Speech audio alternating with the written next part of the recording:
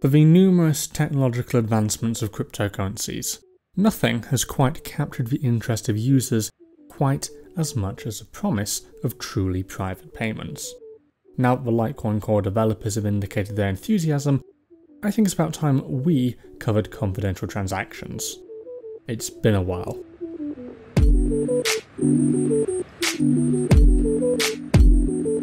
Cryptocurrencies have always been pseudo-anonymous by nature.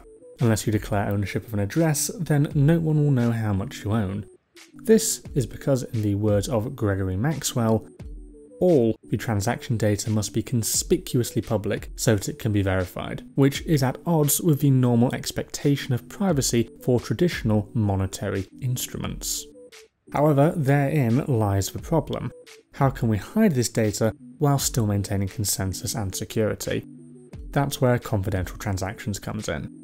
First described in 2013 by Adam Back, Blockstream's CEO and creator of Hashcash, a Bitcoin precursor, Back's post on the Bitcoin Talk forum, entitled Bitcoins with Homomorphic Value, Validatable but Encrypted, while inefficient, worked, and laid the foundation for when the idea would be picked up a few years later by the aforementioned Bitcoin developer, Gregory Maxwell. Maxwell would of course go on to improve upon and expand the original proposal in his own writings for Blockstream's Elements project, entitled Confidential Transactions, an Investigation, and go even further with a paper co-written by Blockstream team members for the financial cryptography event entitled Confidential Assets. However, despite these advancements in technical implementation, it has yet to make its way into Bitcoin. So, how does CT work? Well, the current method laid out proposes a change to the 8-byte output value in a transaction, which just declares the value being sent by replacing it with a new 33-byte commitment, which acts effectively the same as a hash of that value. Hashing is where we generate a value from a bit of text by using a mathematical function. It would also mean only those involved would know the actual value of this output that the hash represents. This change would in turn add around an additional 1400 lines of code. But what's really impressive is how the mathematics of the hashes work. For the network still needs to be able to know that you aren't attempting to send a value you don't actually have, or bring new coins into existence. As such, these commitments contain a special property, by where they preserve addition. In essence, this means if we take the hash value of one output and add it to the hash value of another, we will get the hash of their sum, aka the total amount being sent. This is confidential transactions in a nutshell, and it is how the network participants can still verify the transaction inputs and outputs remain consistent, whilst obfuscating the actual amount being transferred from public view. As with all things that sound good, however, there are trade-offs. CT addresses for one are twice as long as the standard address, as they require an additional public key to encrypt a message to the receiver declaring how much is being paid. Using CT, we could also expect a roughly 66% increase in the size of the unspent transaction output due to that 33-byte commitment, along with a 15 to 20 times increase in the bandwidth requirement and a 30 to 60 times increase in validation costs. It's not all terrible though. CT can be implemented with a soft fork, meaning no chain splits, plus it is also prunable, so all that extra data doesn't need to be stored on the chain after a point. Plus, we do know it is possible to make CT around 20% more efficient according to a previously mentioned paper presented by Blockstream at Financial Cryptography. And with the introduction of bulletproofs, a better zero-knowledge proof, a method by where one person can prove to everybody else that they know this hidden value without disclosing it, further improvements to performance can be made, including reducing transaction size from originally around 20 times to about 3 times that of a standard transaction. While these figures sound drastic, however, they would potentially only really cause issues on those running nodes on lower end hardware.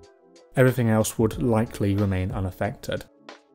Unfortunately, those are not the only drawbacks though. After all, complexity is often the enemy of security, and these additional 1400 lines of code could have adverse effects when put into practice.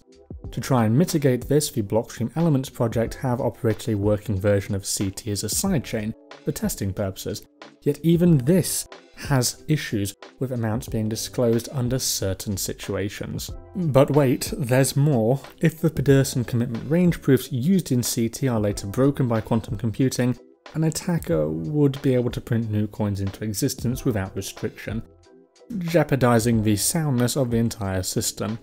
We do know it is possible to fix this in the future by soft forking to a quantum safe range proof before these commitments are known to be broken, but this range proof isn't ready yet, and that's kind of a problem. The inflation would be obscured and hidden from us, so we absolutely would have no idea until it's too late. As such, in the meantime, Tim Ruffing and Giulio Malavolta created something called switch commitments, which, as the name suggests, would allow us to switch the existing commitments from computational bindingness to statistical bindingness if doubts in the underlying hardness assumption arise. In this case, there are two different commitments, Pedersen and L-Gamel.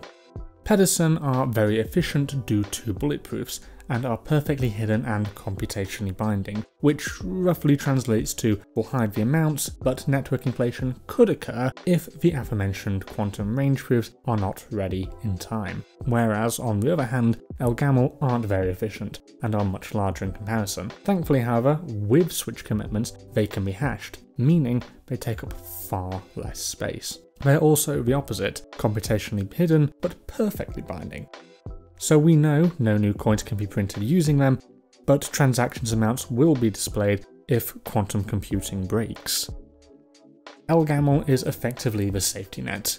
If the quantum range proofs are not ready in time, we can switch to them and ensure soundness of the network is not jeopardized. But we find ourselves back at square one. Fortunately, the commitments are compatible with each other, so coins that had used Pedersen are redeemable under L-Gamel, and transactions that had been hidden will remain hidden if the switch has to be made. In many ways, it's kind of like having our cake and eating it too, and while it would be great, it is theoretically impossible to have a commitment that is both perfectly binding and hidden, which is why switch commitments are the safer route to go.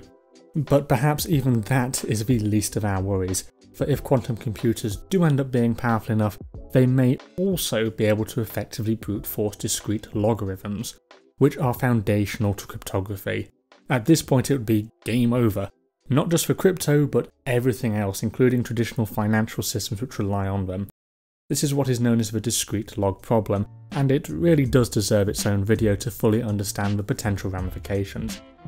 But hey, we don't know if they will be, and if they are, perhaps we'll figure the solution out before then. Hopefully. If all of those drawbacks, however, can be overlooked, and CT does work well, businesses could once more effectively operate, and individuals would no longer have to disclose how many coins they own every time they have to make a payment. And despite many regulatory concerns, CT does not stop the tracking of illicit coins. Professor Ross Anderson created an excellent video for Computer File on how tracking can still be done using existing legal boundaries as a basis. Breakthrough came when I was talking with David Fox, who was one of our law lecturers and is now a law prof at Edinburgh. And he pointed me to what lawyers know as Clayton's case. And this was a judgment of the High Court in London in 1816 after a bank went bankrupt during the Napoleonic War, and they had to sort out who owned what among the rubble. And the Master of the Rolls, one of the senior judges in England at the time, ruled that you had to do first in, first out, right? The first money that went into an account is used to satisfy the first checks that are drawn on it. While the amounts are hidden, the to and from addresses are still publicly visible. Besides, even by Anderson's own research, bad coins tend to circulate in bad areas and rarely ever make their way to the surface. Even if CT did effectively aid in the washing of bad coins, would it be reasonable to withhold it from the 99% who would use it to better regain privacy over their assets? And again, in many ways it simply doesn't matter. The genie is already out the bottle.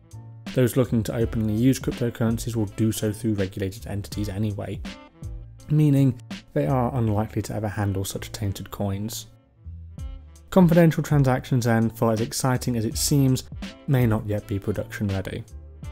Perhaps we should wait and try and improve the proposal further and reduce the trade-offs. Or perhaps we should take the risk and implement it in its current form. Charlie Lee, creator of Litecoin, had previously expressed his interest in the technology, and Maxwell himself was open to the idea, if even he was hesitant. The Litecoin core developers led by Adrian Gallagher have now begun steps to implement confidential transactions into Litecoin. But perhaps once more they will help lead the way in pushing change in this space. And as always, until next time.